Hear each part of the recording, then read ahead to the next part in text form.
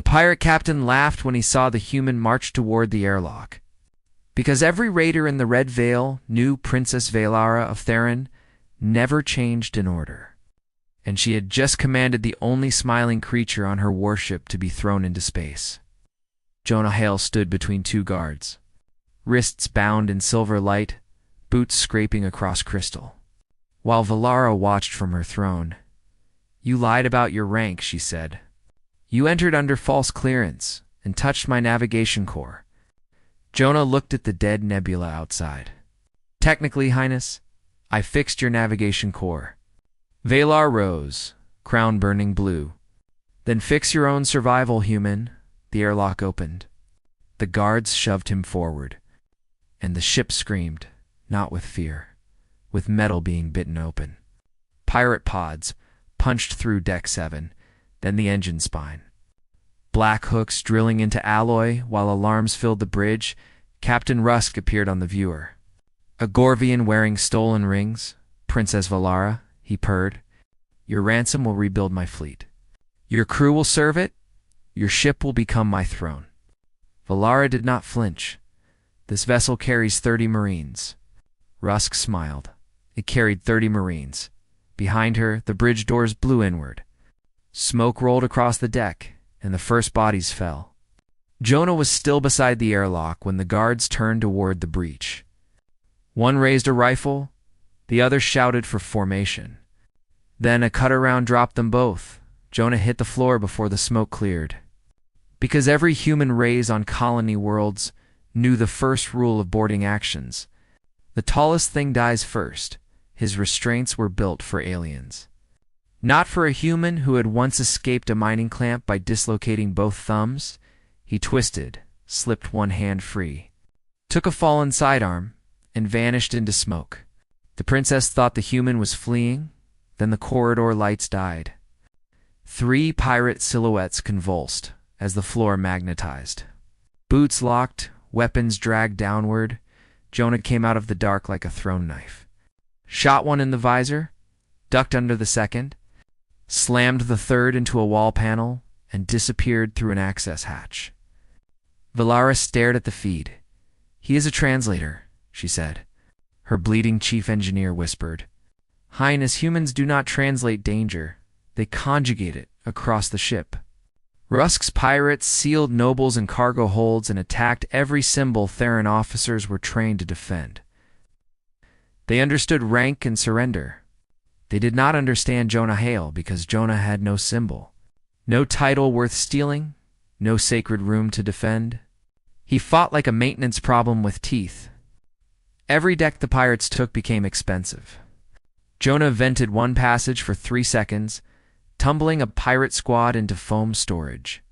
He turned kitchen sterilizers into hot knives, routed ancient human war drums through the royal music system. In reverse gravity in a trophy hall, Rusk's voice filled the ship. "Princess, your engines are mine, your marines are broken, and your human pet has become irritating. Surrender now, and I may let you keep both hands." Jonah cut into the channel, cheerful and breathless. "Captain Rusk, quick question. Why store plasma grenades beside coolant lines?" Rusk frowned. "What?" "Below them." "Deck 9 bloomed in blue fire," Jonah added. "See? That is why humans invented labels." Valara found him in the auxiliary reactor chamber. Shirt burned, eyebrow split, ankle deep in coolant. Rewiring her battleship with a pirate dagger between his teeth. He looked up. "Good news, Highness. Your ship can still jump. Bad news. Unless someone retunes the core, it jumps into the nearest moon." She aimed her blade at his chest. "You are not a translator." Jonah pulled a sparking wire loose. "No, colony defense engineer, mostly retired. Why lie?" "Because royal ships do not hire humans who know how to kill ships." She stepped closer. "And why save mine?" Jonah looked confused. "Because I am on it." That was when Princess Valara began to understand why every empire feared humans and every refugee trusted them. They did not need permission to protect. They did not need respect to risk themselves. They could be insulted, chained, threatened with an airlock. And still decide pirates were worse? Valara lowered her blade. What do you need? Access to crown codes, command of surviving Marines.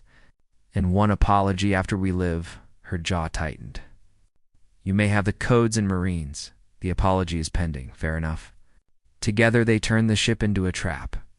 Valara broadcast surrender, inviting Rusk to accept her crown. While Jonah led Marines through maintenance arteries, no noble had entered. Rusk came laughing with 50 pirates. Valara waited alone on the bridge, hands raised, crown dimmed. Rusk stepped close. Kneel, he said. She looked behind him. I was about to say the same. The floor opened. 12 maintenance plates dropped. Pirates fell screaming into the service shaft. Marines fired from both walls. And Valara moved like royal lightning. Rusk lunged for her. But Jonah burst from beneath the command dais with a welding torch and a gravity anchor. He slammed the anchor onto Rusk's chest, hit the trigger, and the pirate captain crashed so hard the crystal deck cracked. Rusk strained, tusks grinding. You are one man. Jonah leaned close, bleeding everywhere. That is usually how problems start for people like you. The remaining pirates fled, but Jonah had retuned the jump core. The warship vanished from the dead nebula and appeared beside the full Thorin escort fleet, broadcasting every pirate transponder and threat Rusk had made. By dawn ship time, the Red Veil was in chains. The crew was alive, and Valara stood beside the airlock where she had nearly killed the ally she failed to recognize. Jonah waited without restraints. Wrapped in a medical blanket, holding royalty he hated, Valara faced him before the crew. Lieutenant Hale, I ordered you off my ship. Jonah nodded. You did, she bowed. Enough to make every noble gasp. I was wrong, you saved my people. My crown and my life. Name your reward. Jonah looked at the battered ship humming under his repairs. I want a job, he said. Valara blinked on this ship. He shrugged. Someone has to fix your safety violations. The crew laughed until even the Marines joined. Valara's mouth curved. Approved Chief Engineer Hale. Then she leaned closer. But touch my navigation core without permission again, and I throw you out myself.